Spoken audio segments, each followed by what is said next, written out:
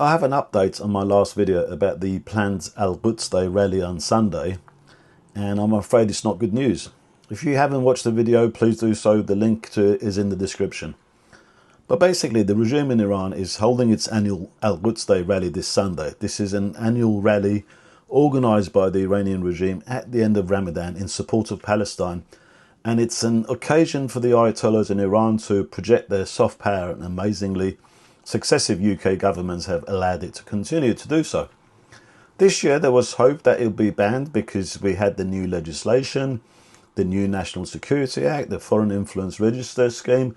We had Dan Jarvis, the State Security Minister, and the Home Office warning actors and agents working for Iran in the UK that they could face jail. I explained all this in the earlier video, but it looks like the rally will go ahead regardless of this new legislation and the statements by the Home Office and Dan Jarvis. And let me tell you what the argument as to why it cannot be banned is, despite having the legislation. I have to say, it's really pathetic and it smacks of incompetence, but this is what the argument is. Well, first of all, I'm right that the Foreign Influence Registration Scheme is already law, which means anyone in the UK working for a hostile state like Iran must register themselves or face up to 5 years jail. But apparently this is a two-tier power. The two tiers are the government and the parliament. Let's start with the government. So being the higher tier, the government can name a foreign power or part of a foreign power or an entity subject to a foreign power control as a risk to the safety and interests of the UK if the Secretary of State for Security, which is currently Dan Jarvis, considers it to be so.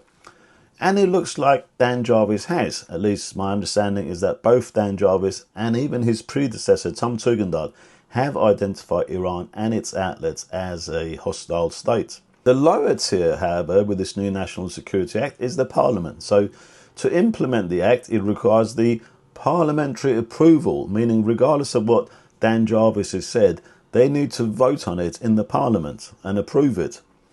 And here's where our democracy and bureaucracy fails. They cannot ban the Al-Quds Day rally because the parliamentary calendar is so slow that they've scheduled it for the summer.